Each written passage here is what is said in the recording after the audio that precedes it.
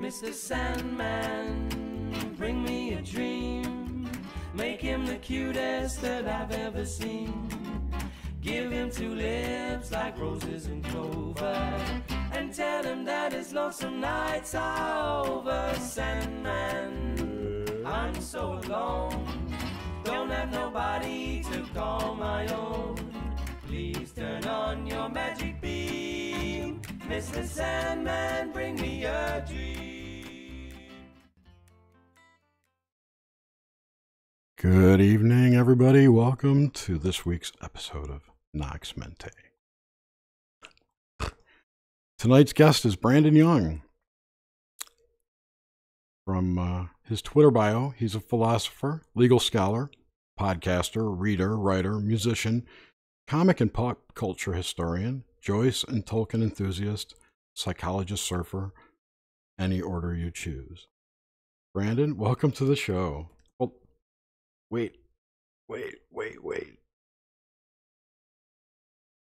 There, now you can say thank you. Thank you for having me on. Appreciate it.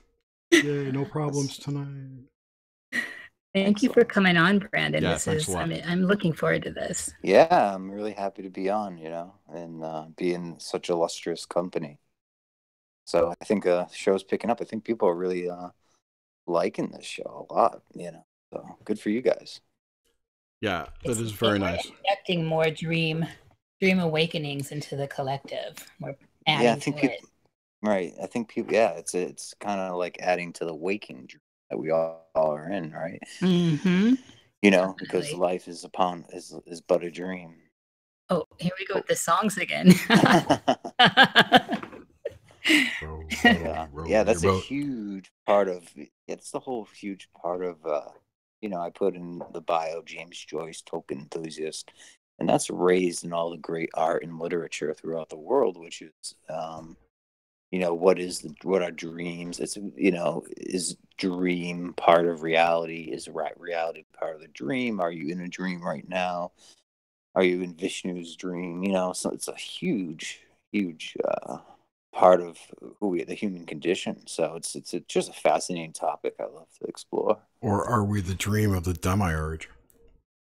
Yeah, right. Oh, that would be kind of like the Vishnu's dream thing, and then the Matrix architect kind of argument, right? True.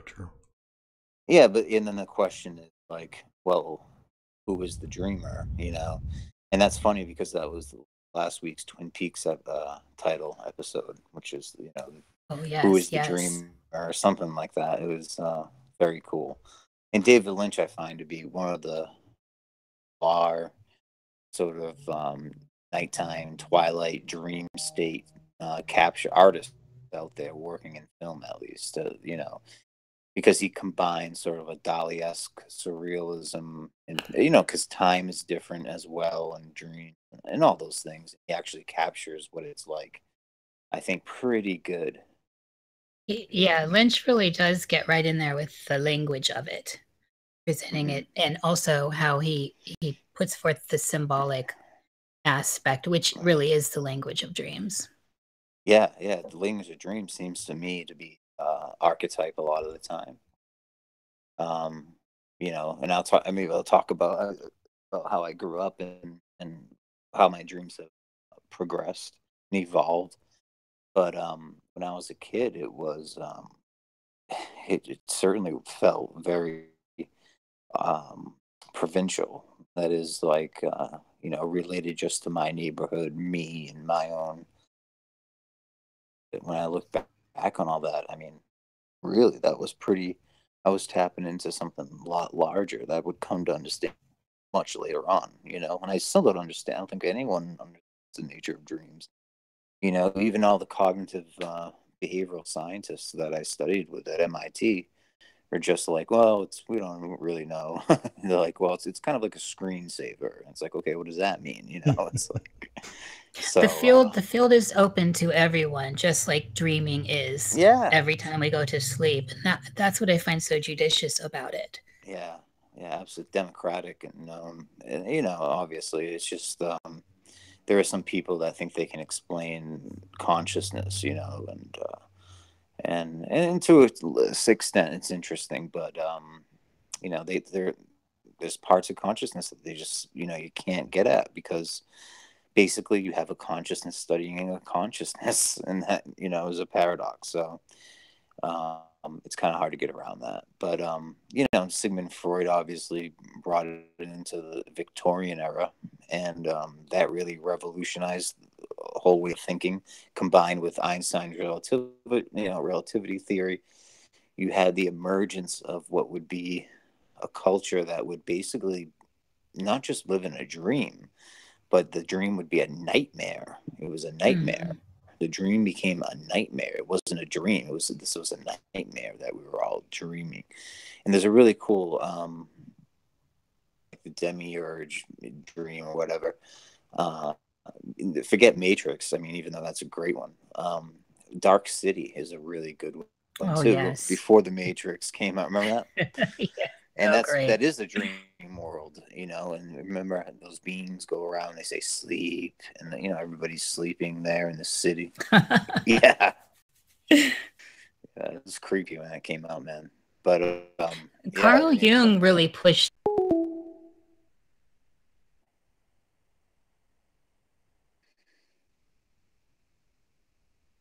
Okay.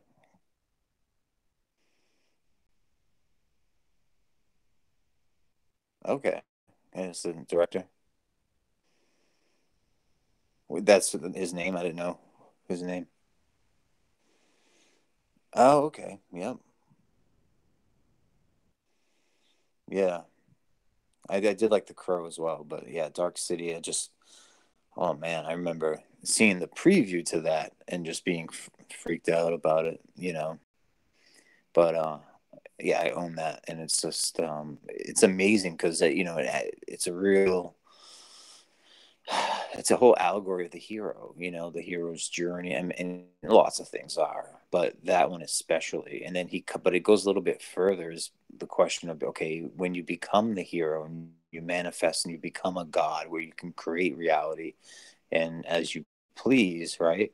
Doesn't that become its own prison in a way? You know what I mean? Because remember, the ego, he has to create and he's become a god, and but he's still trapped in a way. You know what I mean? It's fascinating. And Questions. That other one, the Spawn series from Todd McFarlane. Image. Yeah, Todd McFarlane. Yeah, that was kind of a similar thing, but he was fighting against that dark side that he was now part of. Right. Yes, that's right. Yeah, I recall the story correct, and I do have. I love Spawn for some reason. I don't know why. Me too. Some people don't like him, but I have issues 1 through 30, and this like my prized possessions. My comic book, some of my comic book collection. So I went back and started reading. What drew me to him and stuff, and there's a lot of heavy occult stuff in there, but.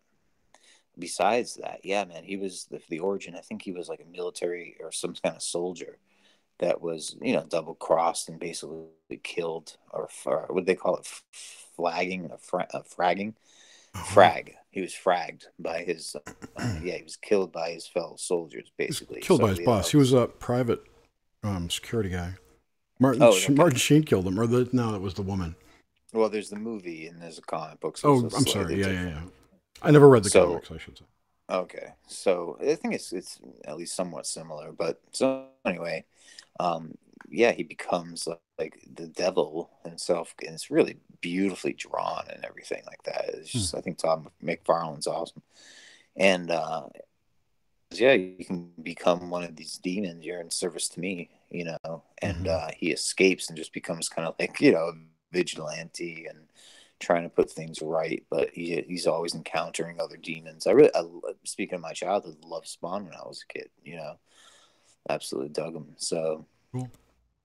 Tell us a little bit about your childhood, like the demographic, the landscape of your childhood. Where do you want to start? Like very beginning? Well, yeah, I guess, give us, I'm trying to pin in your actual forming symbols. So it's were you in really a city? hard. Yeah, okay. Well, see, I moved around a lot when I was a kid. I moved to. So that in and of itself is significant. Okay, so for example, born in London, England, of all places, and then parents came back to New England, Massachusetts, and Boston area, kind of, and then parents separate, moved to Florida, moved to South Carolina, and then by the age of 3, go back to Boston, live between my mom and dad. I mean, I'm talking like lost. This is between maybe 4, 5, 6 places before I was, you know what I mean?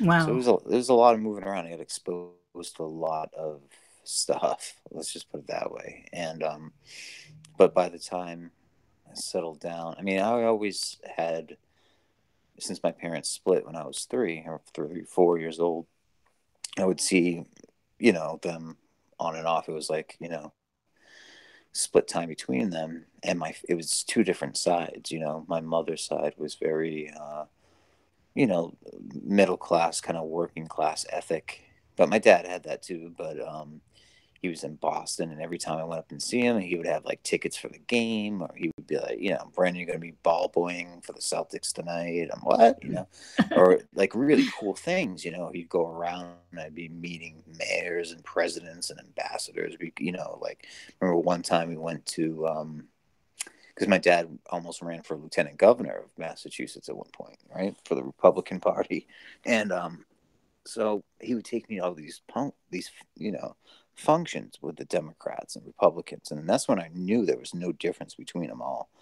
Yes. And so he would bring me, so it would be totally different. You know, I was dealing with elite, high class society on the one hand, you know, the rulers of society, and then when I go back home, my mother side, it would be more like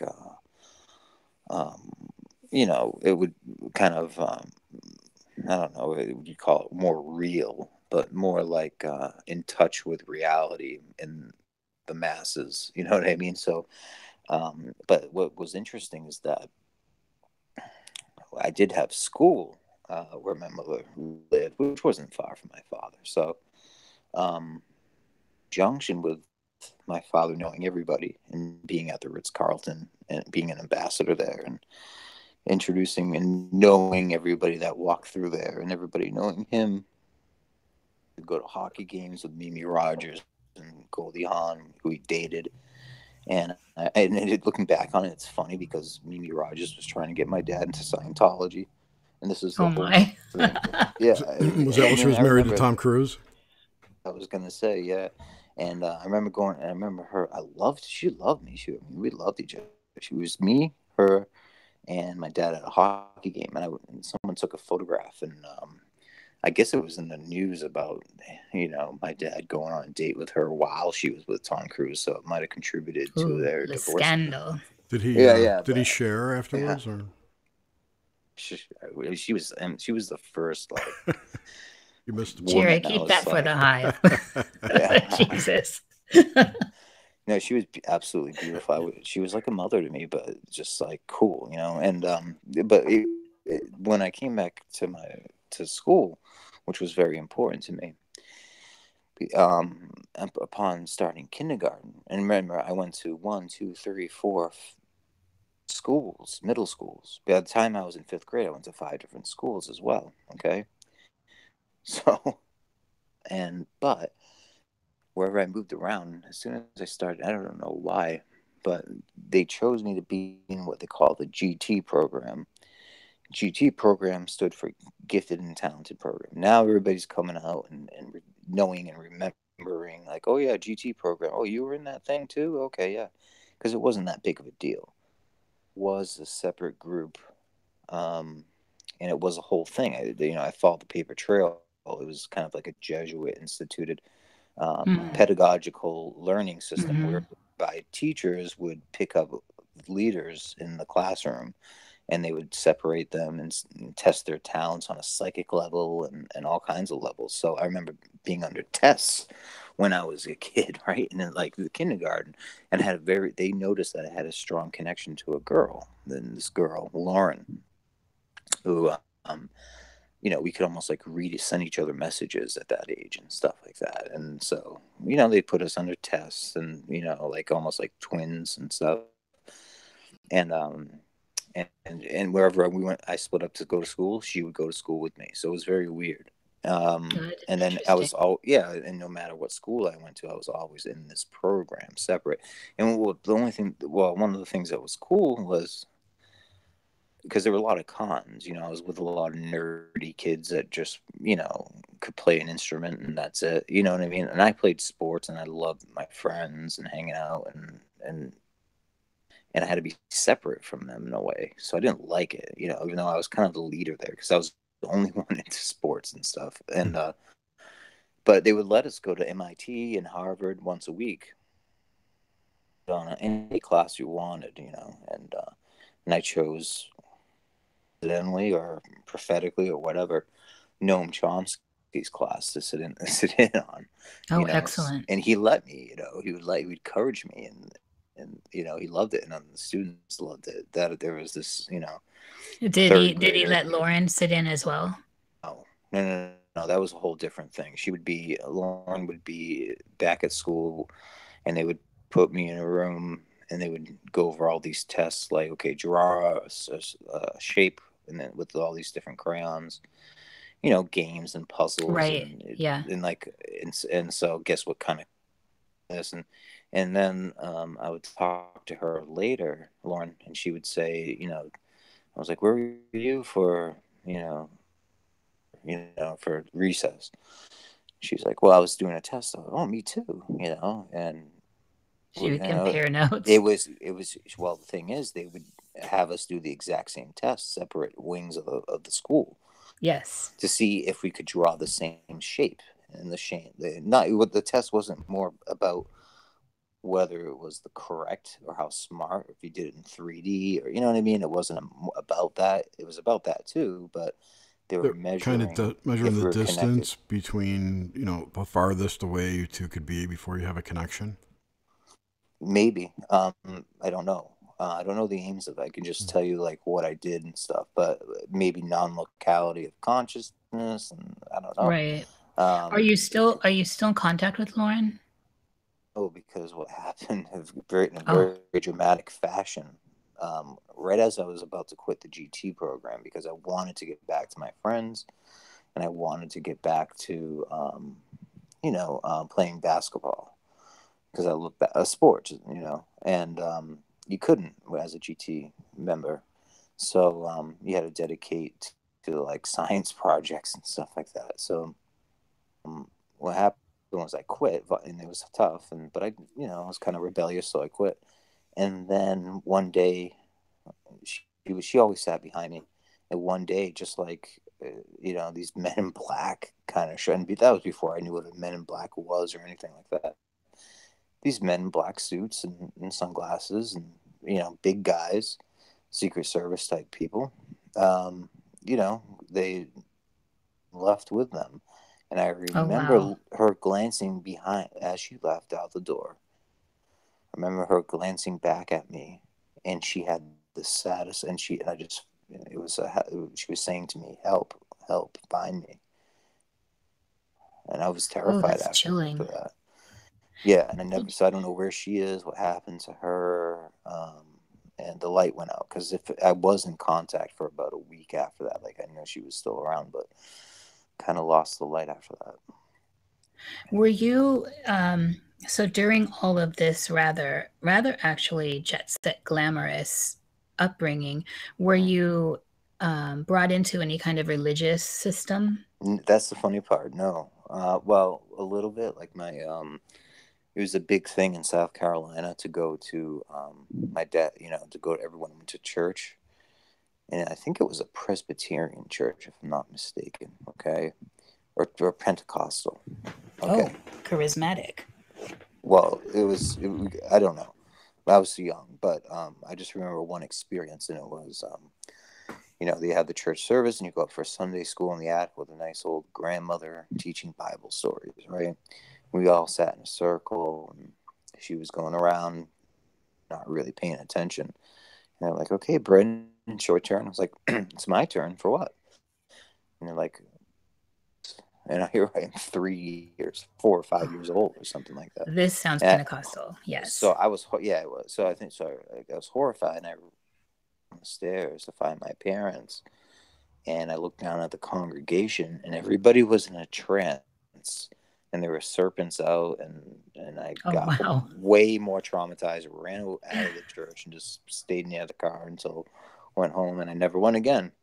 And let's just say that put a really bad taste of religion in my throat. And so I would call myself atheist, but more agnostic, I guess, because and then went to Eastern religions when I started practicing martial arts at the age of. So okay. Yeah, so but I totally was against Christianity for the first 30 years of my life, for like 30 years or so. So and you're not that's now? Interesting. And now I've come to a totally, completely, more mature understanding of it, I think. So I'm giving it, a shot, because I know that wasn't representative of, all faiths and all different paths. So when I came. Sorry, Yeah. No. In thinking back to your exposure to different things in your youth, can you recall any occult things, or what would be termed occult today? Yes. And what kind of things were those?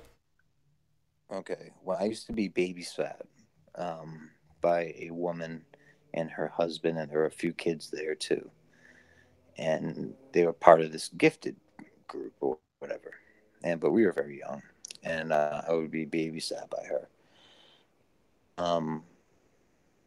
Her husband, I just remember the daughter took a really quick liking to me. Let's just put it that way, as a little kid.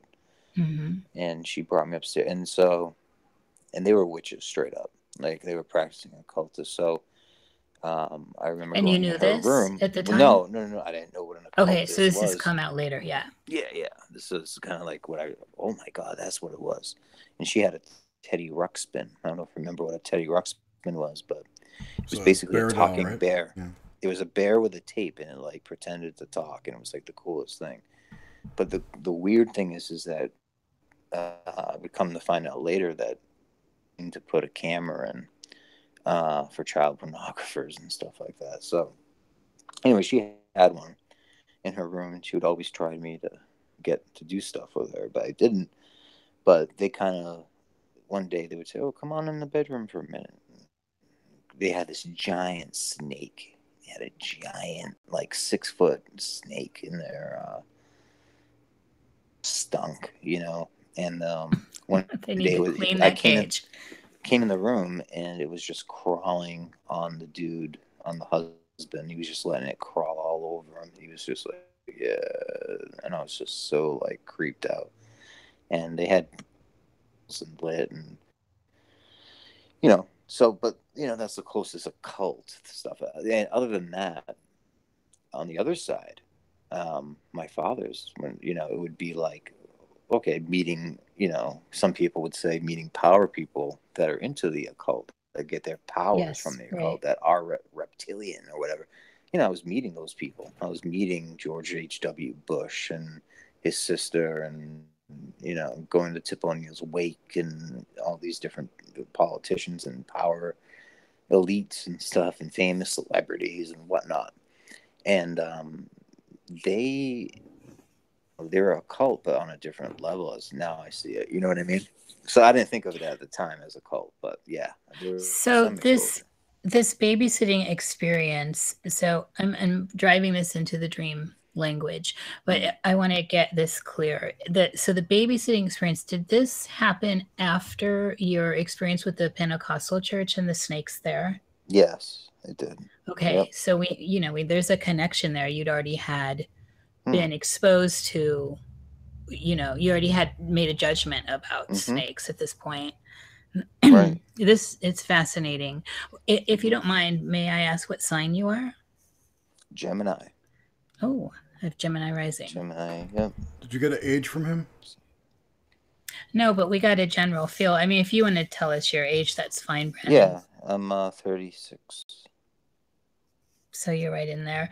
I'm wondering, so again, this is just something, have you ever, in exploring with our thesis here about dreams being a gate to another state of consciousness, it at the very least, had you ever explored psychedelics?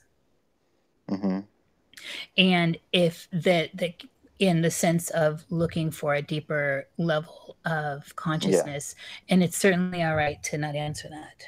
No, I'm totally open and honest with that stuff. And um, well, let's just put it that I was very into natural ways of achieving great heightened states, and We'll get to those questions in a bit.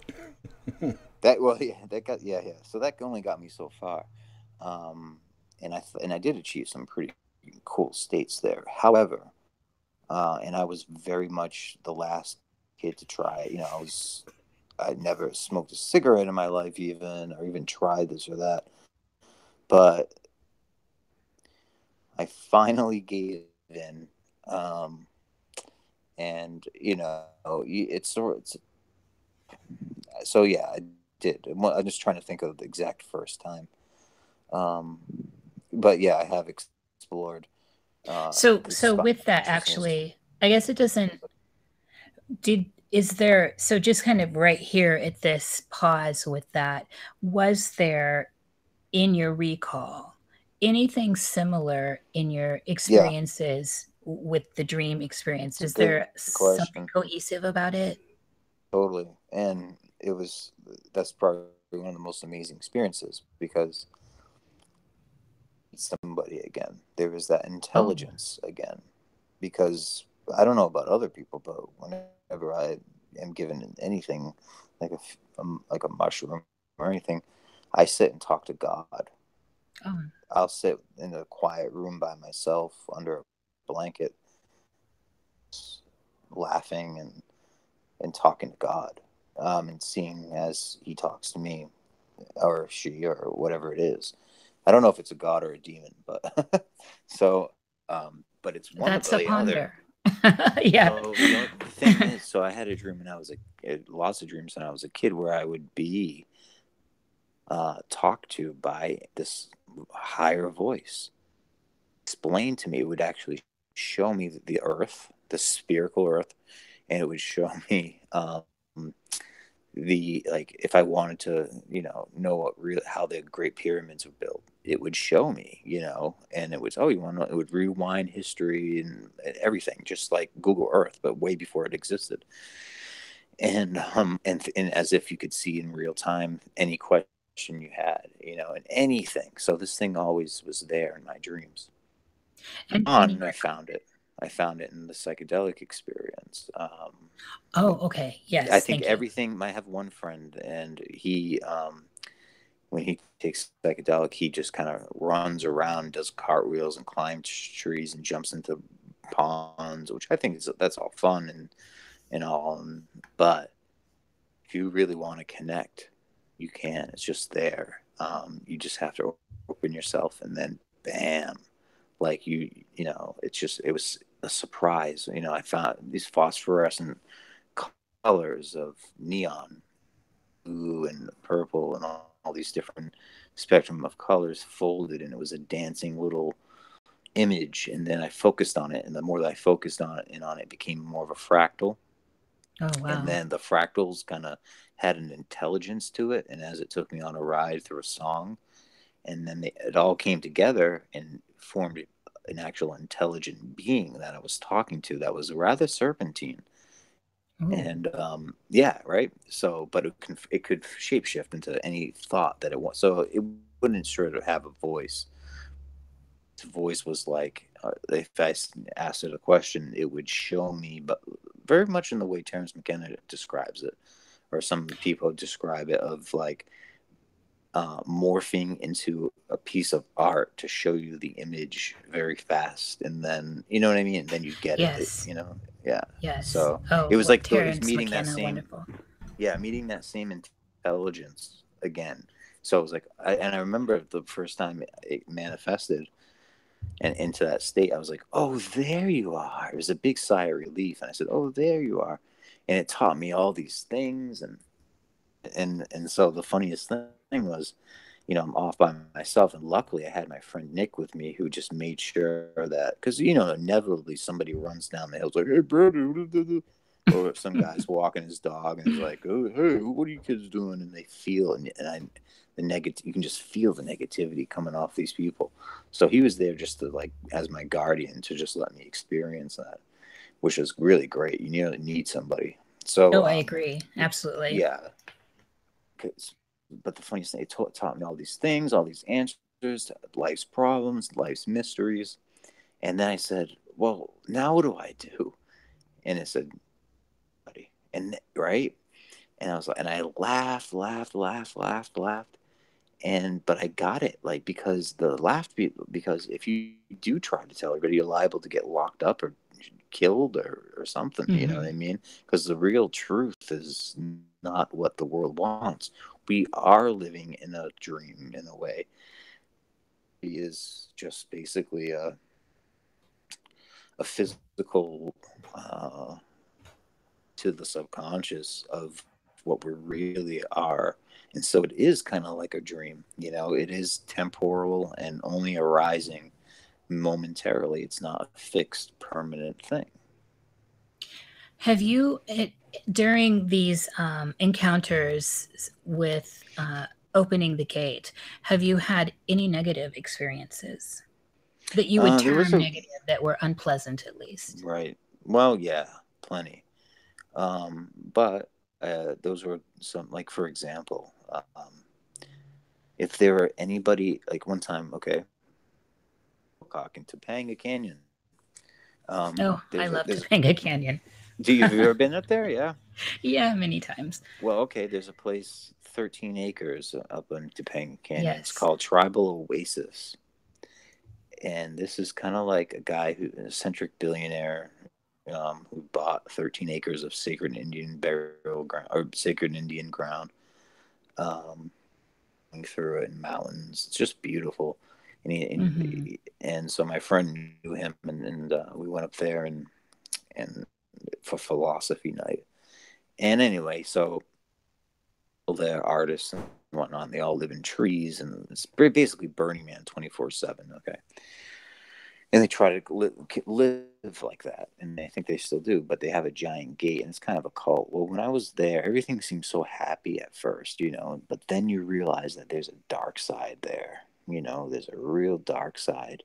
And I was sitting there, and I felt myself turn into a serpent, like a coiled serpent. I felt as, because I could hear the entire village. I could hear people taking a piss. They were really loud. People having sex, dogs sneezing, or snoring. People, you could hear. And the thing is, it's very disorienting because that place is on a side of a mountain. Anyway, I immediately got some negative images coming up to me. And then, of course, it takes you down, like, the road of, like, the life that you do and stuff like that. And it will really be brutally honest with you. But I think that's a good thing, to face those things. Like, I'm not afraid to face my inner self, even the depths of my inner self, because I know I do the best I can. And that's all that really matters. You're going to end up slighting somebody or treating somebody, how they didn't the wrong way, or maybe you just weren't seeing it that way at that time. But what psychedelics and meditation and dreaming shows you is exactly like, maybe a different perspective on that. And so I'm ready for that. Yeah. So, negative, yeah, but not so negative. And I think you can learn from the negative. I think you can learn from the stuff that you forget and stuff. So absolutely, I think it's actually part of the process. So give us an idea of how you experience the dream time, colors, sounds, all the details. Oh, not just the time, because okay. And time, all of it. How do you experience that landscape? All right. Well, the time can be fast. Like 1 minute in the dream world, I mean, I've had it where I've literally blinked, eyes, woke, open them back up again, no sleepies in my eyes, not feeling tired, and gotten out of bed, and it's been 6 hours, 8 hours have passed. Okay, that's happened plenty of times, and I don't know when it's going to happen, but it does happen from time to time. I'll just close my eyes, and it'll be the next day. But let's see. I also had so time seems to pass really fast or slow. In the dream, it's very paradoxical. But as far as the colors can be can be anywhere in a spectrum from very very vivid to sort of like a black and white, or very muted earth type of tones, or very dark, and it could be almost like very, I mean, anything you can imagine really. The whole spectrum. I think in terms of colors, smells, not really. I don't really recall smelling too much in my dreams. That seems to be just like a, you know, I don't know, not part of the experience unless it's something like, in the dream or something. Like if somebody pulls up a bunch of cow dung, or something like that, or Right, horse where the symbol's so dung. obvious. Yeah. Smell it. It's more of a visual, auditory experience, and you feel it through your skin. So physical to me, but at the same time, it's also very ethereal. So movement is like flying. It's just like flying around. So I had a dream the other night where I was just flying around like the guy at the end of Jupiter Ascending, where or even at the beginning, where he has basically like these roller skates that are just like enable him to fly, these boost, the hoverboard kind of skates. Mm-hmm. But Yes. that's how I was flying around the city the other night, with my friends, and we are basically in the middle of the cosmos, but it was an ocean at the same time, and each different island had its own going on, and or culture and its own, but it was set up like a universe. It's hard to explain, obviously, and this is why I think the dream state renders itself to art better than it does explanation. You know what I mean? Absolutely. So, I mean, there's a bit. So, I mean, as far as time and colors and quantity, and I mean, and qualities, yeah, time goes by, seems to go by like, dream seems to be like, maybe half an hour of actual time. Sometimes it can be. So there is definitely a time thing going on with me anyway. And as far as colors and senses and all that, I mean, it's very much. Sometimes it's just me. Sometimes it's other people. And sometimes it's not a good dream either. Sometimes it's a nightmare. One time, I'll tell you about a dream recently I had. I was in bed, and I mean, I don't even know if I was dreaming. This seemed to be like a real experience, but I had my first very classic, and I was just sitting there like, what that is. It was a succubus experience or an incubus experience or whatever you call it. Mm-hmm. And I just remember I remember it was really late, and I was really tired, but I was awake. And then all of a sudden I felt myself like a veil, like all of a sudden I was in an aquarium, where like I was underwater, and everything became really like, whoa, like almost during the, like very twilighty. and Yes. um and I felt like, okay, I'm just gonna go with this, whatever this is, because I'm a very disciplined spiritual person, and I've been through a lot of it, and I'm just like, all right, let's see what this is.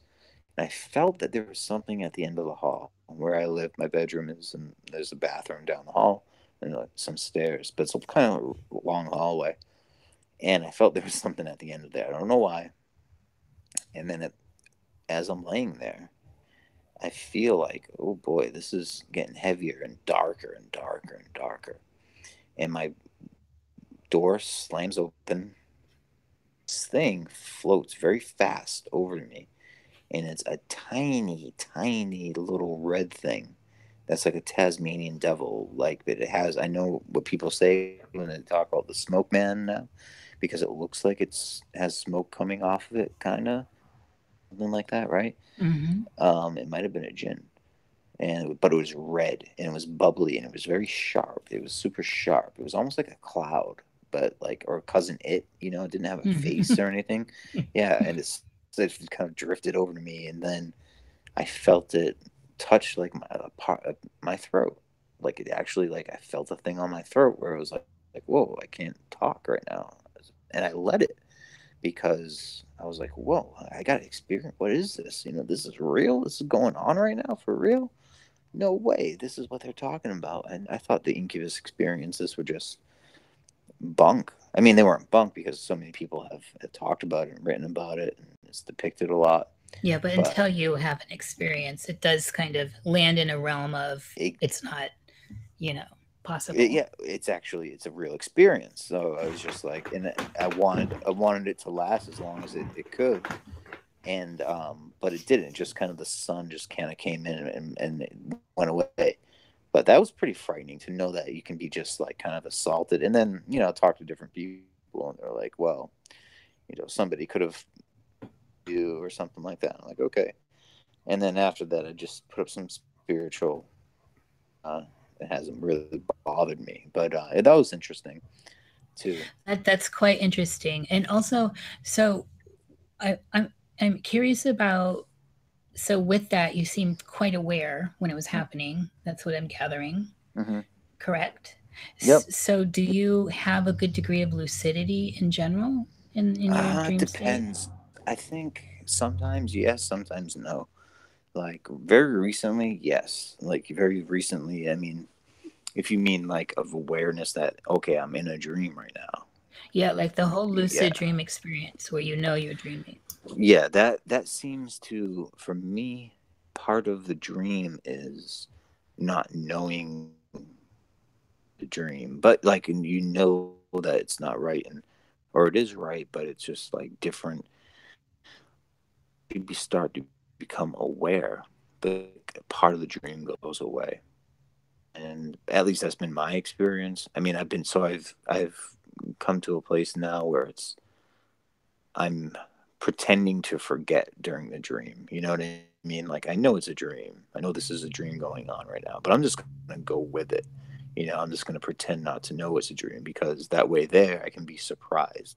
Because anytime where I have been aware of the dream and I can actually do stuff, and and like I said before, like when this thing was showing me the world and answering all my questions and all that stuff, it takes away a lot of, I mean, it teaches a lot, but it also takes away the surprise sometimes for me, and the excitement of the dream, if that makes sense. Yeah, well, it's engaging your cognitive abilities, and to kind of takes you away from that experiential.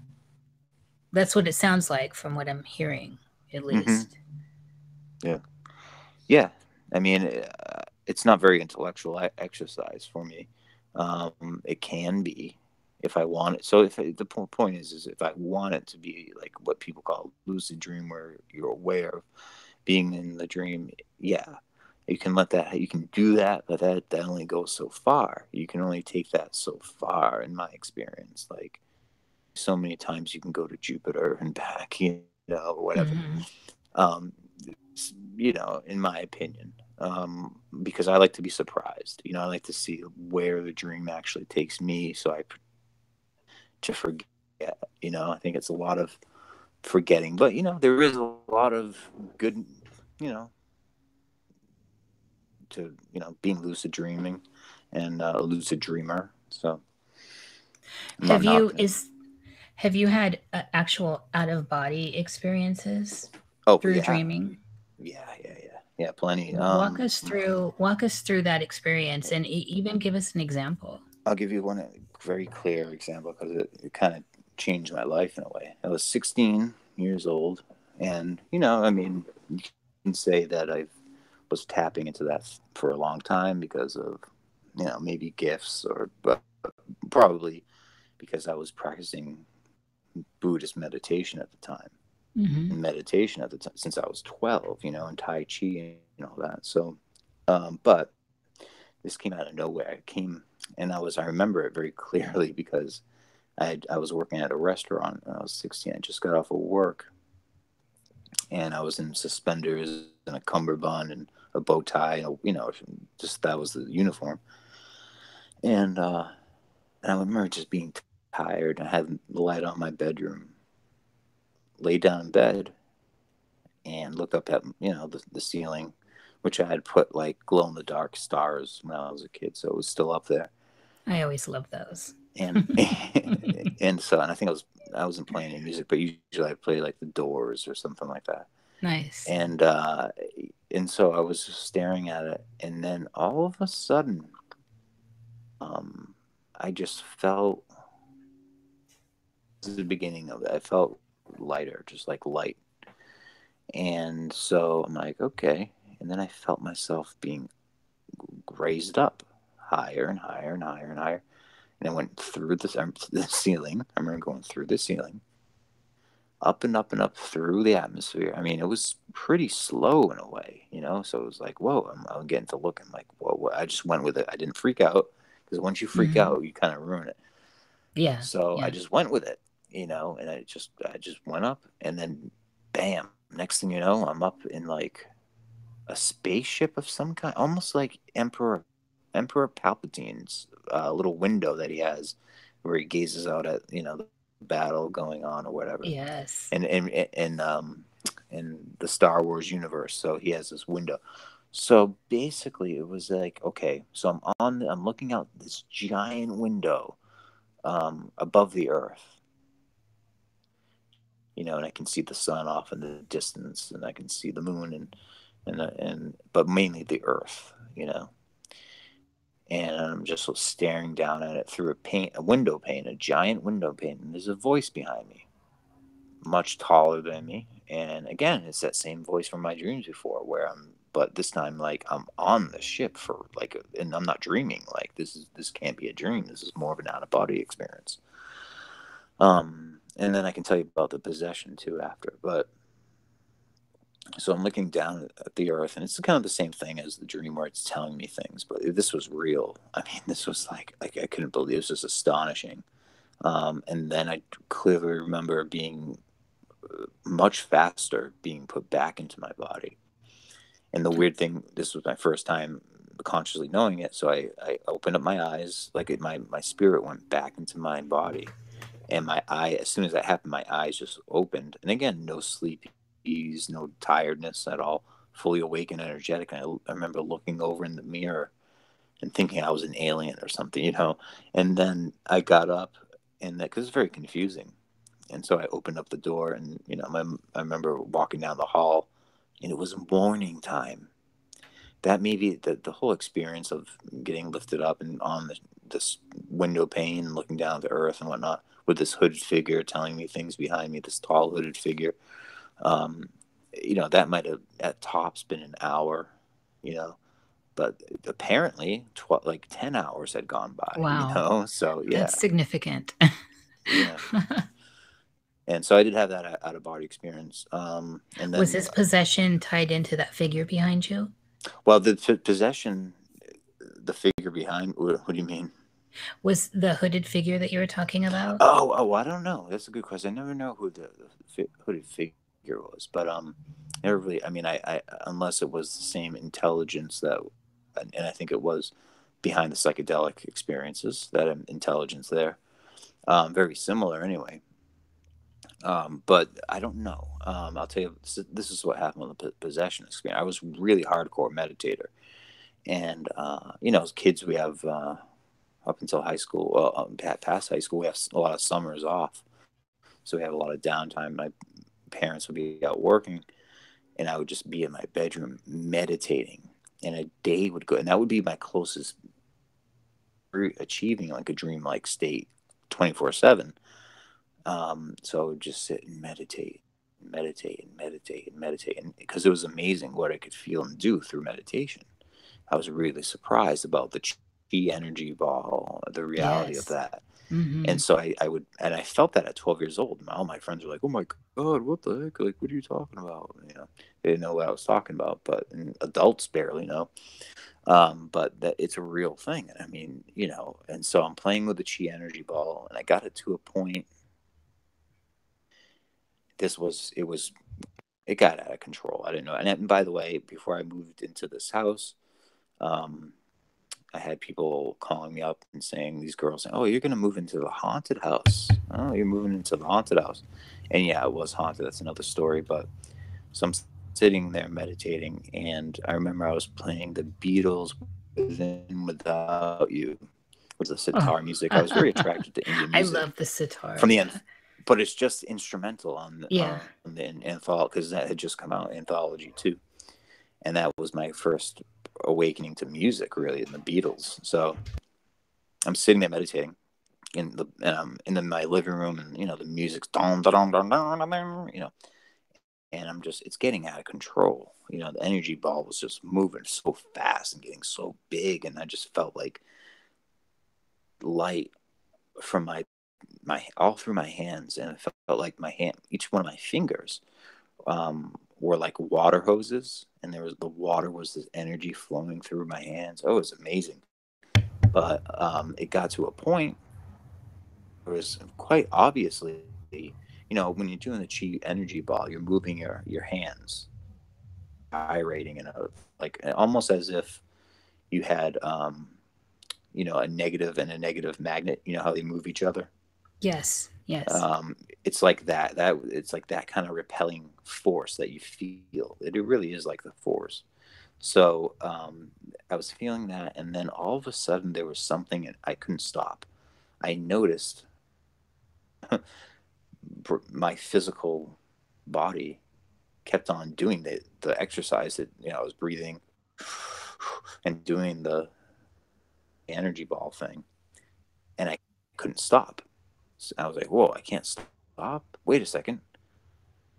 I then couldn't do that, and I felt there was a lot of light, and there was an entity. There was a big energetic signature in front of me, and it was definitely, let's just put it like, it was definitely like sexual energy coming at me, and it was feeling me in that way, and it kind of felt, and I was like very disturbed by it.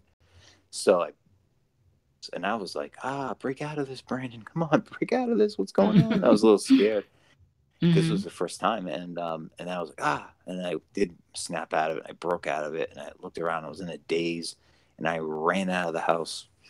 And I ran into the woods, I remember, because it was raining. And I waited till my mother got home from work so I could go into the house. Oh, wow. I never told a soul. Yeah.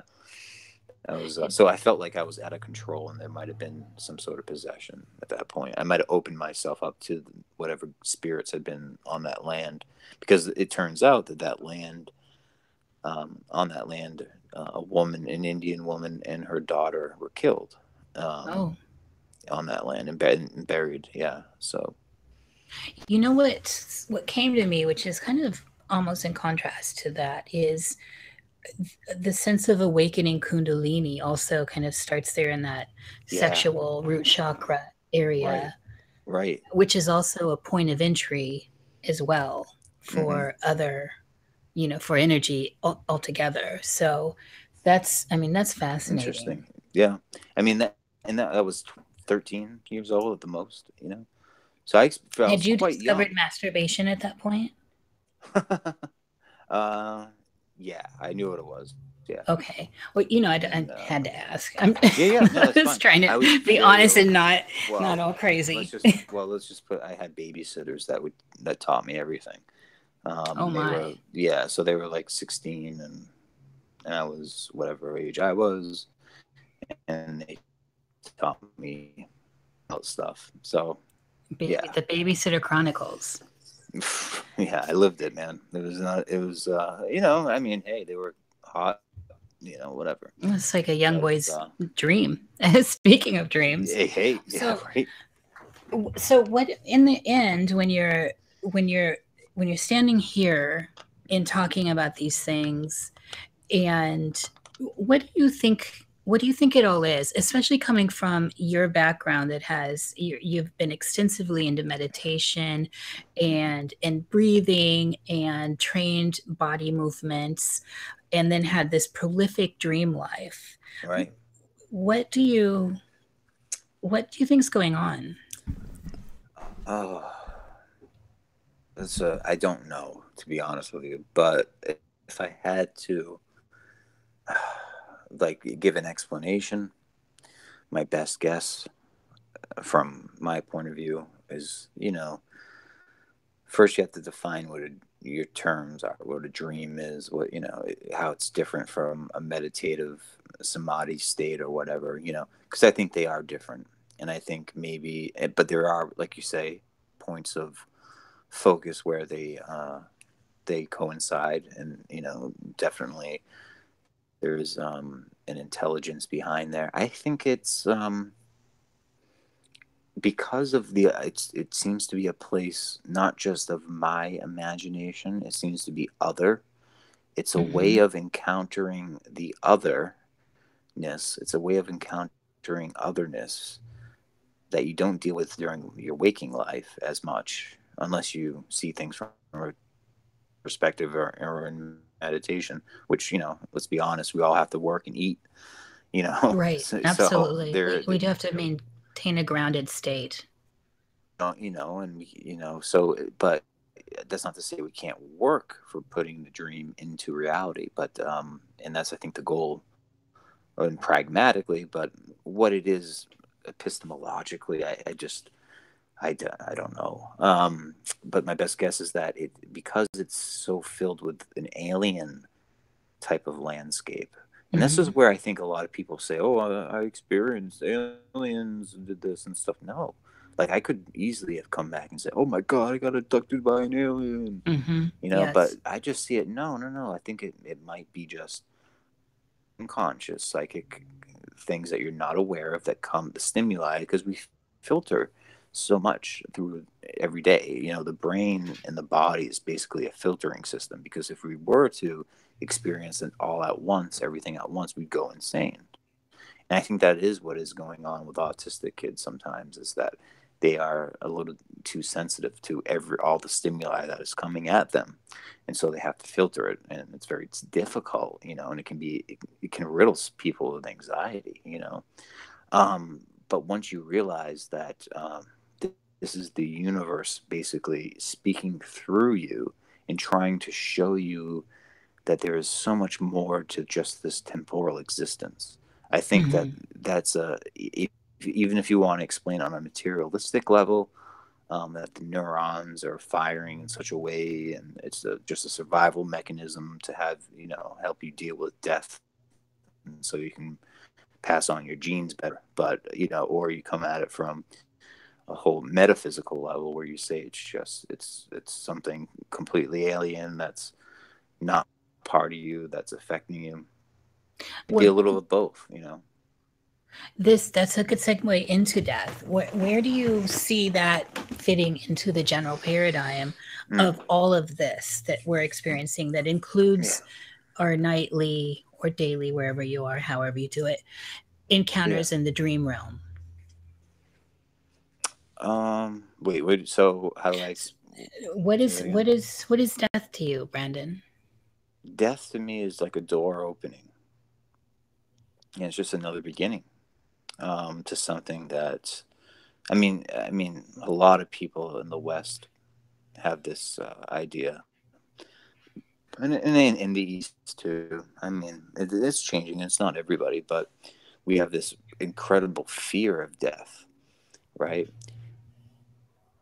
Death is kind of like a rebirth in a way, I think. And if you look at a birth, what's a birth? Like, if it seems very terrible, right? There's blood, there's stuff, and there's screaming. And if you were on a street corner and you heard that in an alley, you'd think somebody would be getting murdered if you ever heard somebody giving birth. So it's almost, a death state. So I think of that as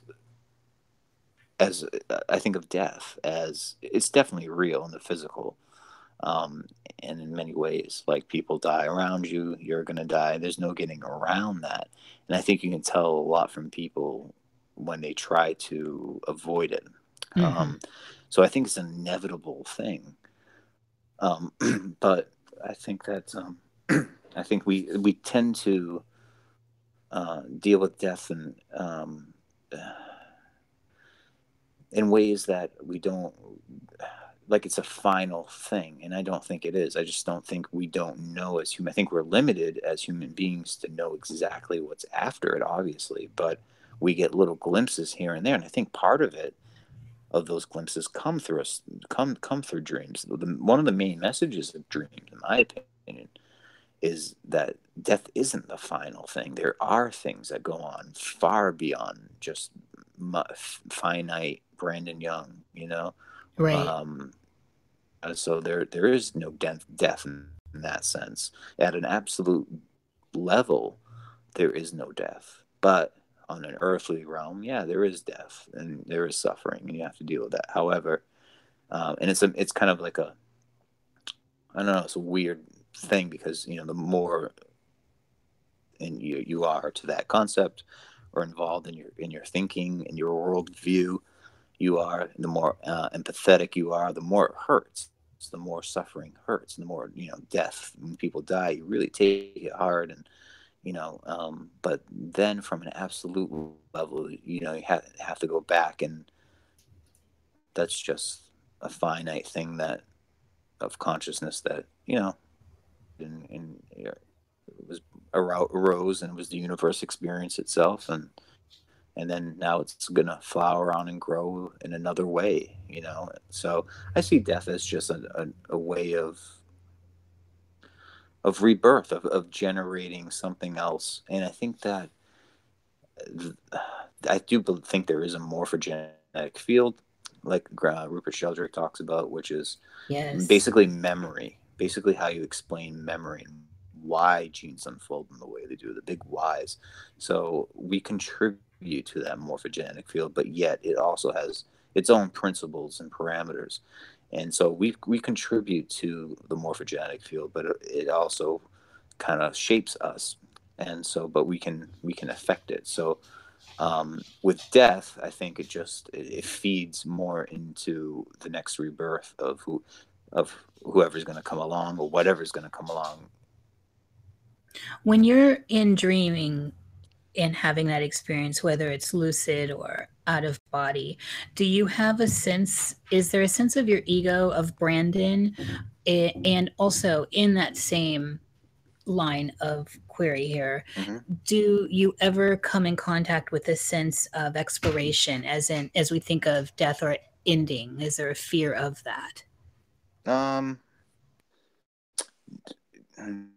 I have had years in the past, and I think, because I don't think ultimately it's resolvable completely as human beings. I think that's part of the human condition, is that we it's very good for me to say intellectually there is no death, but there really is death, you know.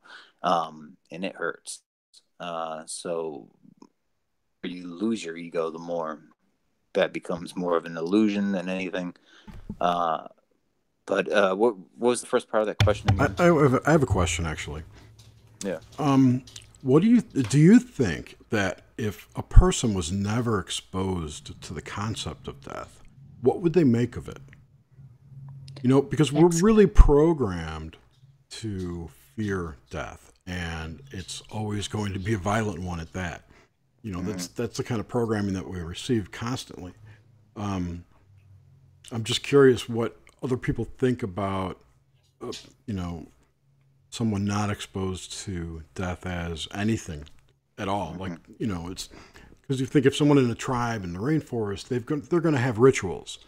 So it's going to be treated as whatever. I'm just curious. Right. Well, I think if in my own look at myths and cultures from religions from all around the world, death is always a part of any of those. It's actually probably one of the defining things that make us human beings, is that we are aware of death. And but you're right. Like, it is very much. It does vary from culture to culture. I say, like, there are certain principles rules and parameters. So there are to death. So death, that there is death, and that it is recognized, perennial, as in every culture. But when and like when there is like, for example, Tibetan Buddhism, you don't actually die until, like, I think it's like 2 weeks later or something like that. The soul actually, goes on. And so, and then you look at the Egyptians, and they had a whole different concept about that. So I just think, yeah, you're right. It depends on how you're programmed. That's why I said, like, I'm not talking about the concept of death and the Western ethos of constant, like the transhumanism agenda of avoiding death so that you can live forever and as a robot head in Futurama or something like that, which is really the big project, and Ray Kurzweil and the whole transhumanist agenda of living forever, and Right. consciousness living forever. So yeah, and that's definitely a Western idea. So yeah, in other cultures, you're not going to get that. You're going to get, okay, well, death is just a new beginning. And in fact, that death, okay, now that soul is going to find itself reincarnated in this person. And that person is going to become the Dalai Lama. You know what I mean? So like, it really varies from culture to culture, And there's also, if you look at like the Vikings who revere it, right. Yeah. or the Klingons even. Yeah. Yeah. Well, yeah, exactly. I mean, even some dwarves or the elves in Tolkien or something like that.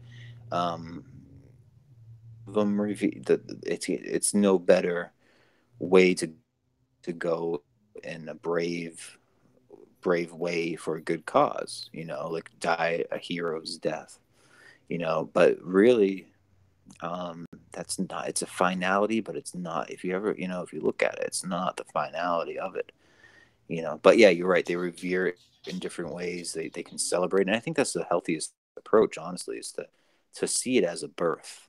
And if we could approach death like we do birth, we'd be so less hung up on anxieties, and you know what I mean? Our culture would be so much more relaxed and in the moment, and we'd want to preserve. It would change the whole worldview, and that's why we constantly are bombarded with, "You're gonna die soon. Get life insurance." You're gonna die soon. Oh yeah, this Don't culture have is that. crazy with It's that. Well, there's a It's whole school obsessed of with death. thought that Yeah. considers each time you lay down to sleep the little death, the small death. Well, I was taught that was the orgasm. Actually, was the petite more. Yes, well, that is a separate school, but it's also that same thing where one lets It go, really is. one lets go of the ego or the Yeah. I, and submits to another experience. And so, Well, excellent. okay. So I guess, yeah, Brandon, we could just talk. Will you hang around with us so we can do our little after show that we Yeah, put I'd love together? to. Sure. So at this point, let's ask the chat if they have questions for Brandon. And Brandon, thank you. Cool. I could just keep going. Yeah, we could talk forever. I think. Yeah. I'm open to any questions about anything out there too. So bring it on, Brandon says. Bring it on. Bring it on. Want to talk about Corey Good, Jimmy Church? Let's bring it on. Let's try to keep it in context, okay. though. I've been dreaming of not the blue avians, but the red avians. So, is that like a har or a truth? No, I've actually dreamt of a kind of red bird that was kind of like on the top of a totem when I was into this sounds. Oh, it's very visual. That reminds me of the totems out here where I live in the Pacific Northwest. They are red. Yeah. Death is also sort of like initiation. I see it as like maybe an initiation, because if you I totally see it that way. Yes. Like a lot of initiatory systems and stuff like that, it starts with you dying and being raised from the dead, and like letting go of and emptying your consciousness and having it filled up again with, you know what I mean? Empty mind, empty cup kind of thoughts. And then, so that's the death. But yeah, the petite more. I remember being taught that because I was like in that state, and so, oh, you had the little death. I'm like, oh yeah, because you do in that state of orgasm, you just kind of lose identity, right? And you are connected to something higher. And the craziest one dream, well, we're getting questions, I guess I'll just tell real quick. I went to San Diego for a while, and I had just met my fiance, and I came back, and she picked me up at the airport, brought me back home. We stopped halfway. Before even going there, I had this grin on my face. I had thoughts about, I know we're gonna have sex tonight, and I know something's gonna happen, but I have a weird feeling. She looked over at me at that point and said, "Tonight, aren't you?" Right? And she said, "What? What did you say?" Bang me up tonight. You're gonna bang yes, me up tonight, aren't you? That's hilarious. And I was like, so I was laughing. I'm like, how'd she know? So then, went out and she bought me like a whole wardrobe, and then we had dinner and we went back to the hotel. And this is after you chatted her up. Well, this is after I've known her for a long time. After she chatted you up. I know, I'm just cracking up on the This was not Mimi Rogers, right? No. But she looked like it, kind of like Lizzie. So we go to the hotel, and this girl came from a scientific upbringing. She had no religion, and she's totally atheist, and all that. We have sex, and it was amazing. And I'm usually awake a little bit after, and I like to cuddle and talk or whatever, just hold each other, whatever. That's the best part, really, that come down later. Yeah, but this is what happened is that, next thing I know, I'm waking up and like from a nightmare or from a dream, and I look over at her in the bed. At the same time, we both jolt up and look at each other, and we both say at the same time, "I think you're pregnant." And she said, "I think you're pregnant." Oh, wow. And then she's like, okay. She's like, she got like some clothes on. She's like, let's go outside. We need to go for a walk. I'm like, what's up? And she's like, did you just realize what happened in there? And she's like, smoking a cigarette. She doesn't smoke at all. She does never smoke. And she was smoking. I'm like, what are you doing smoking a cigarette? She's like, she had this really weird, her eyebrows were just very expressive. She was like, I don't believe in God or anything like that, right? I'm like, yeah, I get you. Yeah, it's okay. And no reason. She's like, the closest thing was when I was at the lake and I was looking at the moon. And I felt the moon was really big and I could see it. But what happened in there was different. She was really like freaked out. I was like, all right, what happened? And she's like, well, after you did your thing and you just fell down. And then all of a sudden I was paralyzed and there was this big, brilliant white light over me, and I couldn't move, and I felt this energy tingling in my lower stomach, all through my lower stomach, and it went all the way up from my lower stomach, all the way up to my forehead, down through my limbs and out through my limbs, and it all shot out at once, all throughout me. And then at that point, and then at that point. And I know what Kundalini, I knew what it was, but it didn't have it in that term.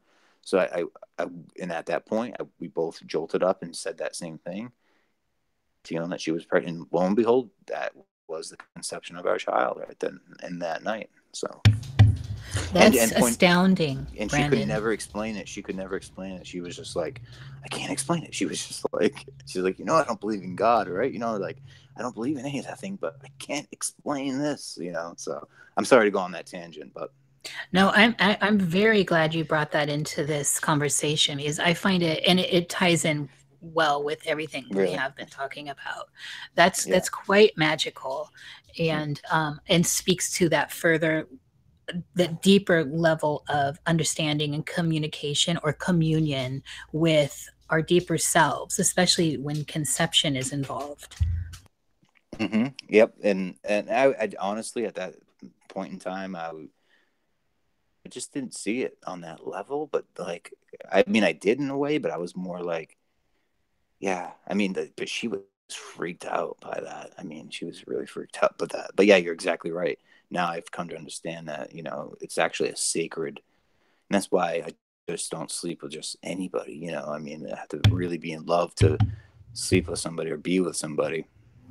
It's a cellular experience. It's so funny how unsacred it is in this last 100 years, really. and how pushed it is to be profane and just commonplace. And now it's like, oh, so did you have? It was like a chore. It's like a chore that you have to do. Yeah, it's actually gross. I mean, is gross. Who doesn't love sex? Sex is the most beautiful experience, but It really is. It's gotten so gross. It's been corrupted and used by, I think, sorcerers and dark magicians, so they can actually is actually the most sacred holy communion that there is. You know what I mean? I do. Yeah, it's the great rite, really. And sex magic's like most powerful too. Yeah. We got questions stacking up here. Oh, okay. So let's take it away, Jerry. All right. Greatest Potential asks, when did you have your first out-of-body experience? I had mine when I was out of body. Was that alien type of thing? That would be 12, 13. Actually, that was 16. So but before that, no, out of body. Okay, so when I was a kid, this is another part I forgot, was if you look at the character of Boston Brand, he's a Justice League dark character, and he's from Boston. His name is Brand. Boston Brand is the name, okay?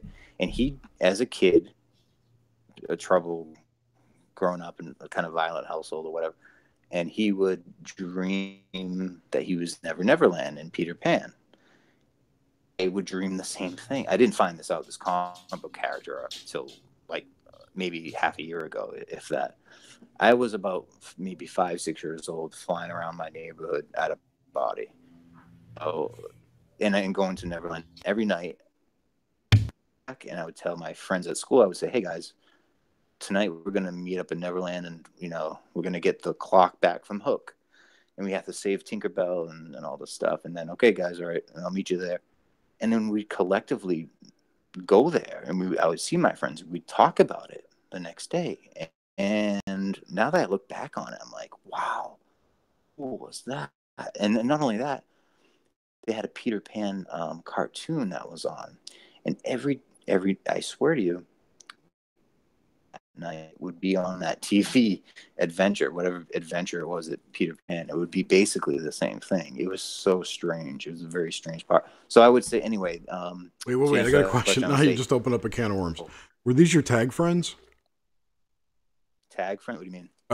What did you call it? G&T? Oh, GT, Gifted and Talented. Yeah, they everywhere. Yes. A lot of other places called Talented and Gifted tag. Yeah. So some of them? No. There's some of them, maybe like one. Actually, they weren't. It would be more of like the kids at the bus stop more than the kids in the program. Okay. So, because I really didn't get along with many of those, because they suffered from social skills. They were just ordinary people in a way. You know what I mean? They were really super smart in like mathematics, but they couldn't ultra introverts. Yeah. Yeah, and then just very nerdy and I didn't like them at all. So no, I didn't really. I mean, a couple of them I would, like I say, that one girl Lauren who was a twin and who was part of that, but that was it. Okay. So yeah, it would be mostly the kids at the stop, like my Lost Boys, Okay. All right, so Yvonne, hello Yvonne, how are you? Yvonne asks, hey. Were you molested by your babysitters? No. And were they older? To think that they were older than me, but they just taught me in the ways of they were definitely older than me, but they just taught me like the birds and the bees, let's just say, you know what I mean? For me, like I had nannies or whatever, and they taught me that stuff. And not that it doesn't come naturally, which I think it also comes naturally, but it was also kind of like they introduced you to it more. So. But in no way do I think I was like molested or anything. I mean, no. Okay. I think that's all the questions. Okay. I saw more back there, Jerry, but they're way back. Yeah, they were back. What do you think about the shadow government from Omar? Yeah, I saw that too. Shadow government. Well, I don't. Well, let's define what the shadow government is. But Deep state. It is deep state. It's been called different things throughout the years, but basically it's people who are running things behind the scenes, that aren't in the public. And, they're like the billionaires that, the Rothschilds, everybody knows. But, you don't hear about. And you cut out there. You don't hear about what? Certain other people, certain other figures that are, you don't see their name. You don't read their names in the papers, for example. You don't read about, if I were to ask you, who is the, Ford's inheritor right now? Not too many people know, but who the Ford family inheritors are, and the whole family and everything like that. And so, do I see them as? No, I see part of them. These are rich people and powerful people that are mainly industrialists. But then you have, I think, what we're talking about, shadow government. The way I see it, the only proof I have, and I have to go on proof and written, can't just go on what I think from the top of my head and my own fantasy and turn it. But I'm just going to say that it is a branch of not just the U.S. government, but all the transnational, sort of the trilateral governments, which would be the United States, Japan, and Europe, so G20. Led by pretty much those countries, maybe more. So the people in the background, basically, who set the global agenda.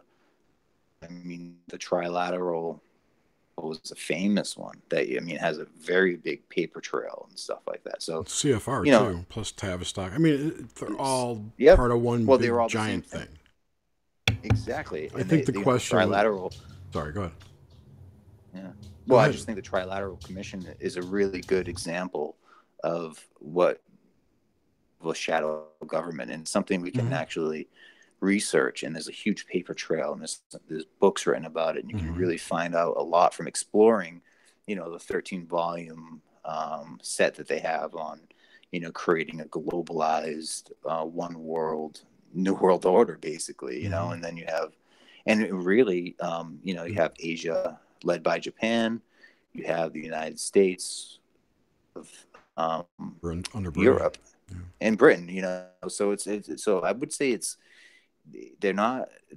these people aren't, they're people, first of all. They're not, I don't think they're aliens or anything like that.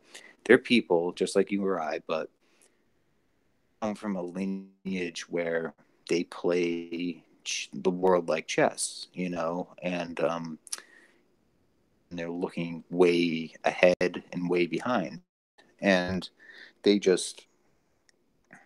they're playing at a larger scale. So the chess, very large scales, but they're not just come and go. So they're not really loyal to any one country, I would say. So they don't care if, say, the United States is divided and goes into a third world, because they're living in their gated community, palatial estate, where they can never be touched. You know what I mean? So, right. Do you think that there is technology that is using us or controlling people as they sleep through their dreams?